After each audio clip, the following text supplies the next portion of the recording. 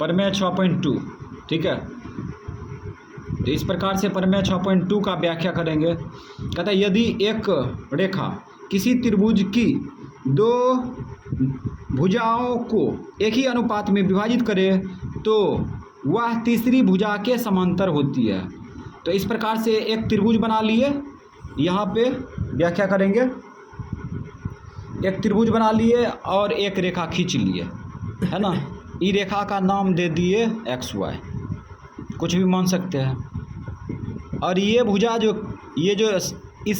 ये भुजा जो है ना, जब खींची जाती है तो ये दोनों अन्य भुजा एक ही अनुपात में विभाजित हो जाती है। तो कह रहा है ये भुजा इसके समांतर होती है, ये कह रहा है इसमें, है ना। तो इसका याद रखना, जब किसी त्रिभुज में एक रेखा दो अन्य भुजा को एक ही अनुपात में विभाजित करती है तो वह तीसरी भुजा के समांतर होती है। तो यहाँ लिखेंगे त्रिभुज ABC में, त्रिभुज ABC में भाषा कर रहा था कि एक भुजा जो है दो अन्य भुजा को एक ही अनुपात में बांटती है। तो किसी प्रकार से अनुपात पकड़ सकते हैं, है ना। किसी प्रकार का अनुपात ले सकते हैं। तो पकड़ लो AX/XC, है ना, ये सबसे सस्ता है। अब बड़का पकड़ेगा तो पकड़ लो AC/XC, जैसे मन तैसे पकड़ सकते हैं, ठीक है। तो काहे कि दोनों का अनुपात क्या है, एक है। ये भुजा जो है ये दोनों अन्य भुजा को एक ही अनुपात में बांट देती है। तो अपना इच्छा के अनुसार ले सकते हैं। तो हम सिंपल लेते हैं AX/XC, AX/XC बराबर, इधर AX लिए तो इधर क्या लेंगे BY बटे YC या CY, ठीक है। तो क्या हुआ, इस त्रिभुज में एक भुजा जो XY था दो अन्य भुजा को एक ही अनुपात में बांट दिया, यहाँ पे दर्शा दिए इसीलिए। और कह रहा है ये जो भुजा खींची गई है ना, ये खींचा गया भुजा ये तीसरी भुजा के समांतर होती है ना। इसीलिए मार देंगे XY समांतर AB। समझ गया, बस नोट समाप्त इसका, मतलब 6.1 का समाप्त, बस इतने था। एक बार फिर से समझ लेते हैं इसको। तो इसमें क्या है, अपना तरीका समझते हैं। इसमें जो है एक त्रिभुज है और एक भुजा XY बीच में है ना। ये भुजा क्या करता है, दो अन्य भुजा को एक ही अनुपात में बांट देती है। तो इस प्रकार से हम लोग शो करेंगे ना, शो कर दिए, ये दो अन्य भुजा को एक ही अनुपात में बांट के दिखा दिए। अनुपात मतलब होता है बट्टा में दिखा दिए, ठीक है, बराबर दिखा दिए। इसमें कुछ मान होगा कट खुट के बराबर आएगा, है ना, बराबर दिखा दिए। तब कहता है कि वह भुजा जो है तीसरी भुजा के समांतर होती है। तो इसीलिए मारेंगे ना XY समांतर AB, ये भुजा जो होगा इसके समांतर होगा। वो प्रमेय थेल्स प्रमेय था ना, उसका जस्ट अपोजिट है, ये उल्टा है। समझ गया। हाँ। प्रमेय 6.3 को जानते हैं। इसमें कह रहा है यदि दो त्रिभुजों में संगत कोण बराबर हो तो उनकी संगत भुजाएं एक ही अनुपात में समानुपाती होती है और इसलिए ये दोनों त्रिभुज समरूप होते हैं, है ना। अरे धीरे से पढ़ने में नहीं बनता है, इसलिए धराधर स्पीड में खींच दिए। यदि दो त्रिभुज में संगत कोण बराबर होते हैं तो संगत भुजा का अनुपात समानुपाती मतलब बराबर होते हैं और इसलिए ये दोनों त्रिभुज समरूप होते हैं, ये कह रहा है। तो इसका व्याख्या कर रहे हैं। यहाँ पे क्या करेंगे, दो त्रिभुज बना लेंगे।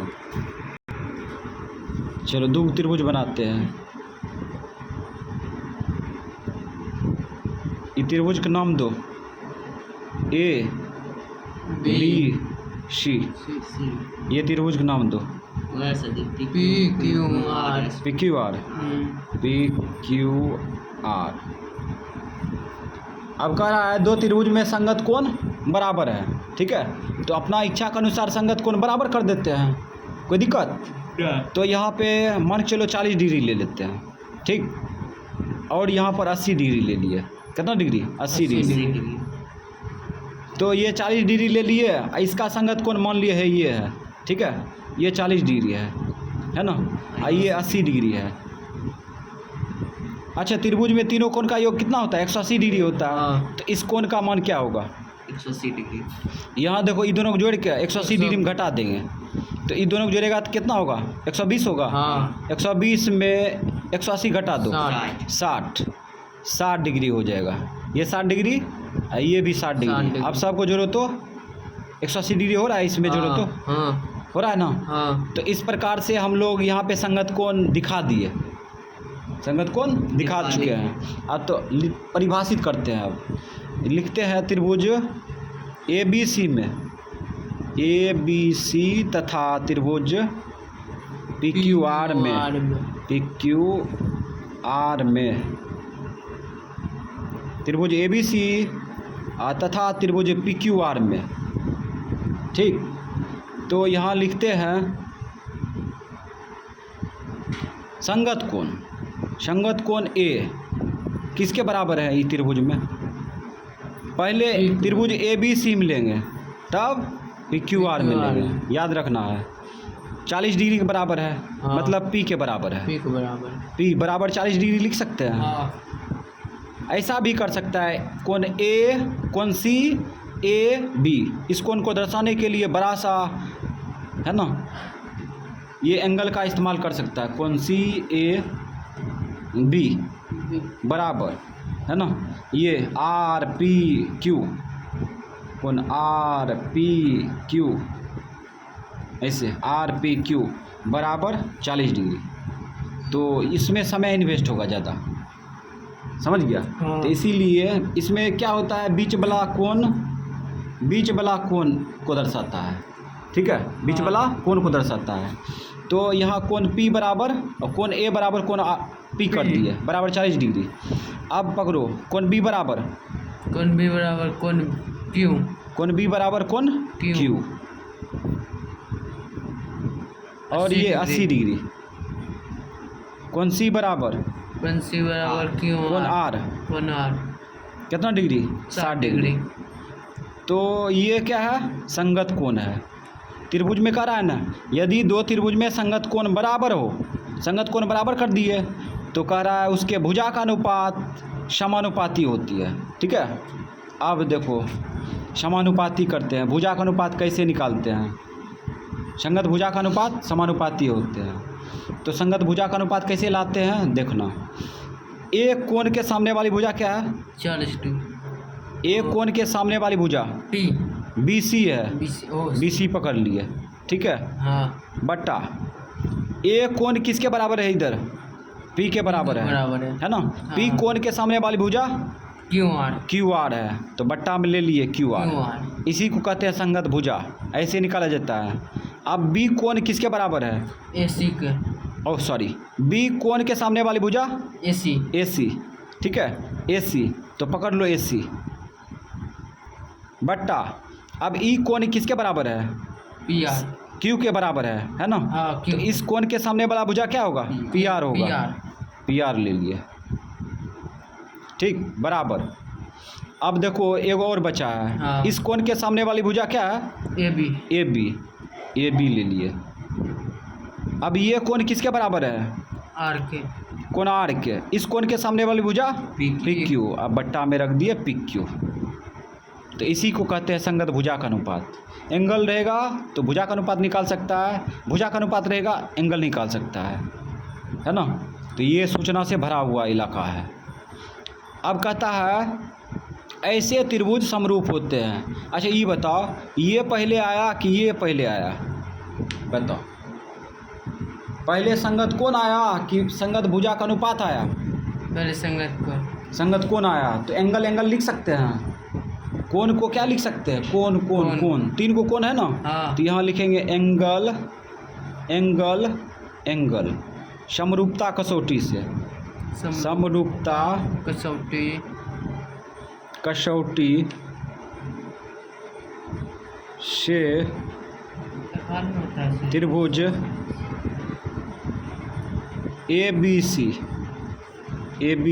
समरूप त्रिभुज अब आगे जो लिखेंगे वह होशियारी से लिखेंगे, नहीं तो गलत हो जाएगा। त्रिभुज, अब देखो इसके आधार पर रखा जाता है, जो एंगल के बराबर है उसके आधार पर रखा जाता है। तो एक कोण किसके बराबर है? एक कोण P के बराबर है ना। हाँ। तो यहाँ पे लिख देंगे P, लिख दिए। हाँ। B कोण किसके बराबर है? बी कोण बराबर है। B कोण Q के बराबर है, तो यहाँ पे Q रख देंगे, ठीक है। और C कोण किसके बराबर R है? के बराबर। R रख देंगे यहाँ पर। अगर जैसे लिखा तो गलत हो जाएगा, होगा। तो इसमें जो है, इसमें बहुत बड़ा सूचना हो रहता है, इसमें मतलब इसमें जो है बहुत बड़ा सूचना रहता है, समझ गया। इसको थोड़ा सा अलग में लिख के दिखा देते हैं। त्रिभुज ABC, समरूप त्रिभुज PQR, बहुत बड़ा सूचना मतलब ये न, मतलब कि भयंकर कांड होगा, हिसाब बनाने के लिए फ़ायदा करेगा। इससे क्या कर सकते हैं? भुजा का अनुपात निकाल सकते हैं, संगत भुजा का अनुपात निकाल सकते हैं, संगत कोण निकाल सकते हैं, है ना। तो कैसे संगत भुजा का अनुपात निकालेगा? कैसे? AB बट्टा PQ हुआ, हाँ। BC बट्टा QR, AC बट्टा PR, है ना। तो इस प्रकार से तीनों बराबर हो गया। एंगल भी निकाल सकता है। ए कोण किसके बराबर होगा? P के। B कोण किसके बराबर होगा? Q के। और C कोण किसके बराबर होगा? R के। तो इस प्रकार से ये जो है 6.3 का नोट था। फिर से एक बार डिवीजन कर लेते हैं। इसमें कह रहा था दो त्रिभुज में संगत कोण बराबर हो, दो त्रिभुज में संगत कोण बराबर हो, ठीक है, संगत कोण बराबर हो तो संगत भुजा का अनुपात बराबर होते हैं, ऐसे त्रिभुज समरूप होते हैं। तो हम लोग दिखाएंगे एंगल के अनुसार, काहे कि कोण के आधार पर लिए हैं, भुजा के आधार पर नहीं लिए हैं। अगला लेंगे भुजा के आधार पर, ठीक है। 6.4 पढ़ेंगे ना पर में, उसमें बताएंगे।